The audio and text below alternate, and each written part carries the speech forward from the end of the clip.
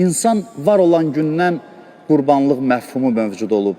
İnsan yaranan gündən artıq yer üzünə gəldiyi ilk gündən Quran-ı Kərimdə danışılır, Həzrəti Adəmin iki övladının qurban gətirməsi, Habil və Qabilin. Və yer üzündə ilk qəbul olunan qurban məhz Allah rizası üçün edilən qurban olur.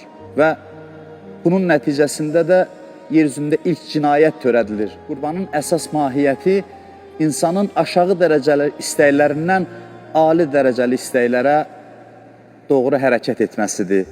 Qurban ayrılmaq, qopmaq mənasını ifadə edir, yaxınlıq mənasını ifadə edir. İnsan kamilliyə yaxınlaşmaq üçün ötəri hisslərdən, ehtiraslardan azad olmalıdır. Qurban bayramı həm də paylaşma ayıdır. İslam dinində ən dəyərli insanlar yaşadıkları cəmiyyətə fayda verən insanlardır. Başqa insanlara əl tutan insanlardır. Qurbanlığın əsas fəlsəfəsi mərhəmətdir, birgə yaşayışdır, insanlara dəstək olmaqdır, yoxsulların yad edilməsidir. Allah yolunda ehsan edildikdə insan özü də kamilləşir. Çünki cəmiyyətin sevgiyə ehtiyacı var. Cəmiyyət sevgi ilə idarə olunur. İctimai münasibətlərin əsas qaynağı məhəbbətdir, eşqdir.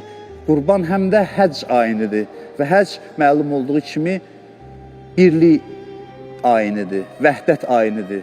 Müxtəlif millətlərdən olan, müxtəlif ictimai mövqeyə sahib olan insanlar Kəbə ətrafına təvaf edir, Allah evinin başına dolanır və öz birliklərini nümayiş etdirirlər. Biz qurbanlar vermişik və qurbanlığın fəlsəfəsi qeyd etdiyim kimi həm də fədakarlıqdırsa, ən böyük fədakarlıq vətən uğrunda candan keçmədir.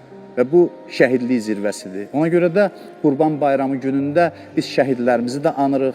Bütün vətən torpaqları uğrunda canını fəda etmiş əziz insanlarımızı yad edirik, şəhid ailələrini yad edirik və şəhidlər üçün Allahdan rəhmət diləyirik. Bir daha hər birinizin, Azərbaycan xalqının bayramını təbrik edirəm. Allah kəsilən qurbanları, qılınan namazları bizdən qəbul eləsin. Allah dünya və axirətimizi abad etsin.